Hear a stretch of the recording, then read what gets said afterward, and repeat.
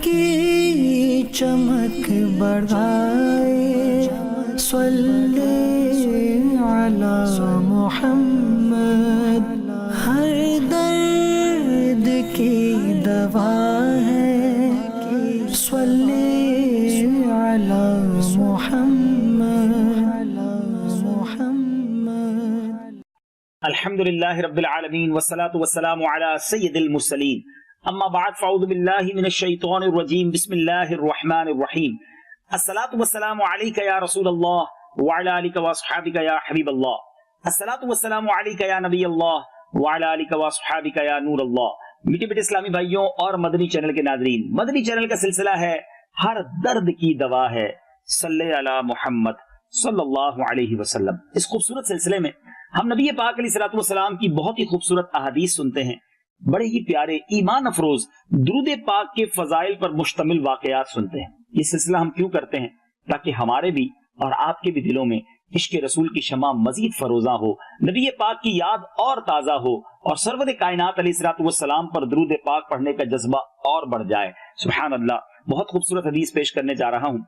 नबी पाक अलैहिस्सलातु वस्सलाम ने इरशाद फरमाया, मेरी जिंदगी तुम्हारे लिए बेहतर है, तुम मुझसे बातें करते हो और मैं तुमसे बातें करता हूं। जब मैं वफात पा जाऊंगा, यानी नबी पाक फरमाते जब मैं दुनिया से पर्दा फरमा जाऊंगा तो मेरी वफात भी तुम्हारे लिए बेहतर होगी, तुम्हारे आमाल मुझ पर पेश किए जाएंगे। अगर मैं बेहतर आमाल देखूंगा तो अल्लाह अज़्ज़ वजल की हम्द करूंगा, अगर इसके अलावा देखूंगा तो तुम्हारे लिए इस्तिग़फ़ार करूंगा। यानी नबी पाक आज भी हमारे आमाल मुलाहिजा फरमा रहे हैं। अच्छे आमाल देखकर आका खुश होते हैं, रब की हम्द बजा लाते हैं। कहीं ऐसा ना हो हमारे गुनाह नबी पाक अलैहिस्सलातु वस्सलाम को आज भी कब्र में गमगीन कर दिया करते हो। ऐ मेरे बीच इस्लामी भाइयों, सच्ची गुलामी ये है कि जिंदगी ऐसी गुजारें कि जब हमारे आमाल बारगाह रिसालत में पेश किए जाएं तो हम गरीबों के आका सल्लल्लाहु अलैहि वसल्लम हमसे राजी हो जाएं, अल्लाह का शुक्र बजा लाएं। ऐ काश हम ऐसी जिंदगी गुजारने में कामयाब हों। नबी पाक अलैहिस्सलातु वस्सलाम की एक और बड़ी प्यारी हदीस, मेरे आका फरमाते हैं, जुमा के दिन कसरत से मुझ पर दुरूद पढ़ा करो, क्योंकि इस दिन कसरत से मलाइका हाजिर होते हैं और जब भी कोई शख्स मुझ पर दुरूद पढ़ता है तो उसके फारिग होते ही वो दुरूद मुझ पर पेश किया जाता है। मैंने अर्ज की, क्या वफात के बाद भी? नबी पाक अलैहिस्सलातु वस्सलाम ने फरमाया, वफात के बाद भी, क्योंकि अल्लाह अज़्ज़ वजल ने जमीन पर अंबिया के जिस्मों का खाना हराम कर दिया है। अल्लाह का नबी जिंदा होता है, उसे रिस्क दिया जाता है। कितनी वाज़ेह हदीस है कि जमीन के लिए हराम करार दे दिया है कि वो अल्लाह के नबी के जिस्मों को खाए। अल्लाह के नबी जिंदा होते हैं, रिस्क दिए जाते हैं। ये सराहत हदीस में, क्लेरिफाई हदीस में मौजूद है। ऐ मेरे बीच इस्लामी भाइयों, सुभान अल्लाह। सैयदी आला हजरत का वो शेर कैसा समझ आ रहा है, तू जिंदा है वल्लाह, तू जिंदा है वल्लाह, मेरे चश्मे आलम से छुप जाने वाले। और यहाँ एक और बात भी सीखने को मिली कि जुमा का दिन कसरत से दुरूद पढ़ने की तरगीब खुद नबी पाक अलैहिस्सलातु वस्सलाम ने अता फरमाई है। और दिनों में भी बहुत दुरूद पढ़ने हैं, मगर जुमेरात की रात और जुमा का दिन कसरत के साथ दुरूद पाक पढ़ने हैं। इंशाअल्लाह अगले सिलसिले में हम खास जुमेरात और जुमा के लिए दुरूद पढ़ने के फजाइल भी बयान करेंगे। सुभान अल्लाह। खुशनसीब होते हैं वो जो दरबार रिसालत में जाकर, मदीना मुनव्वरा जाकर आका की बारगाह में सलाम पेश करते हैं। नबी पाक अलैहिस्सलातु वस्सलाम की बड़ी शानदार हदीस है। मेरे आका फरमाते हैं, मन सल्ला अलैया इंदा कब्री समिअतुहु व मन सल्ला अलैया मिन बईदिन उलिमतुहु। आका फरमाते हैं कि जो शख्स मेरी कब्र के पास आकर मुझ पर दुरूद भेजता है, उसका दुरूद मैं बतौर खास खुद सुनता हूं, और जो दुरूद दूर से पढ़ता है वो मुझे बताया जाता है। यानी वो दुरूद नबी पाक तक फरिश्ता पहुंचाता है। ऐ मदीने जाने वालों, दरबार रिसालत में हाजिरी देने वालों, उधर जाकर जो दुरूद पढ़ते हैं, सुभान अल्लाह, आका फरमाते हैं मैं बराह रास्त खुद सुनता हूं। एक और हदीस पाक नबी पाक अलैहिस्सलातु वस्सलाम की है। आका फरमाते, मन सल्ला अलैया इंदा कब्री, जो मेरी कब्र पर दुरूद पढ़ता है, समिअतुहु, मैं बतौर खास सुनता हूं, व मन सल्ला अलैया नाइअन, और जो दूर से पढ़ता है, वक्कलल्लाहु बिही मलकन, अल्लाह अज़्ज़ व जल उसे एक फरिश्ते के सुपुर्द करता है। युबल्लिगनी व कफा अम्र दुनियाहु व आखिरतिही व कुन्तु लहू शहीदन औ शफीआ। आका फरमाते हैं वो मुझे पहुंचाता है और वो दुरूद उसकी दुनिया और आखिरत के लिए काफी होगा, और मैं क़यामत के दिन उसका गवाह या फरमाया शफी हूंगा। اے میرے بیچ اسلامی بھائیوں، مدینے جا کر پڑھیں تو بھی قسمت کی معراج ہے، دور سے پڑھیں تو بھی آقا فرماتے ہیں کہ فرشتہ مجھ تک پہنچاتا ہے اور میں گواہی دوں گا، قیامت کے دن شفاعت کروں گا اس کی۔ اللہ سے دعا کرتے ہیں رب کریم بار بار حرمین طیبین کی حاضریاں ہمارا مقدر کر دے۔ اے کاش اتنا درود پڑھیں کہ آقا اپنے قدموں میں بلا لیں، اور پھر یہی درود و سلام آقا کے قدموں میں جا کر بھی جھوم جھوم کر پڑھنا نصیب ہو جائیں۔ تو سبحان اللہ، ہمیں کثرت کے ساتھ درود پاک پڑھنے کا عادی بننا ہے۔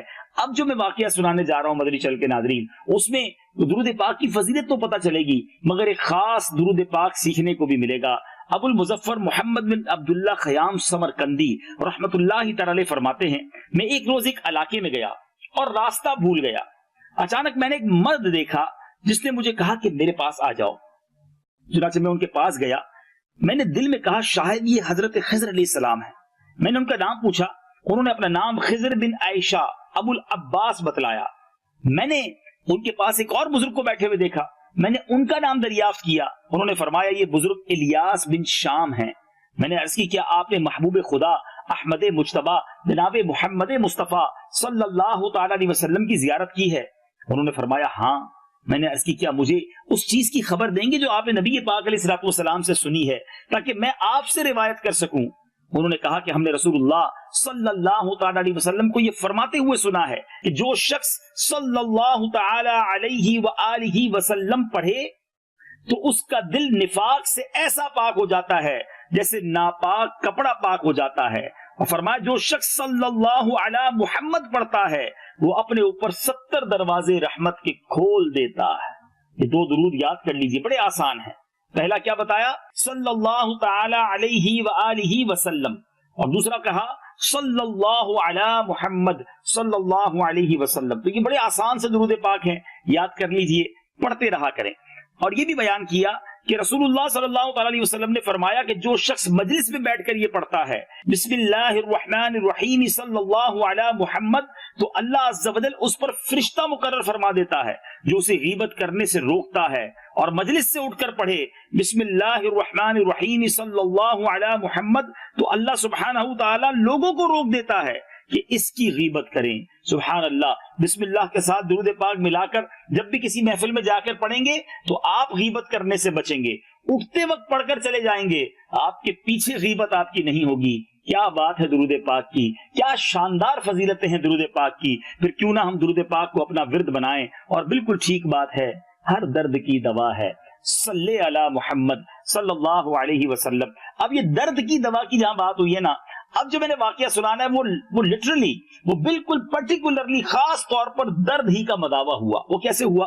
حضرت مجاہد رحمت اللہ تعالی روایت کرتے ہیں کہ حضرت ابن عباس رحمت اللہ تعالی کی مجلس میں ایک آدمی کا پاؤں سن ہو گیا۔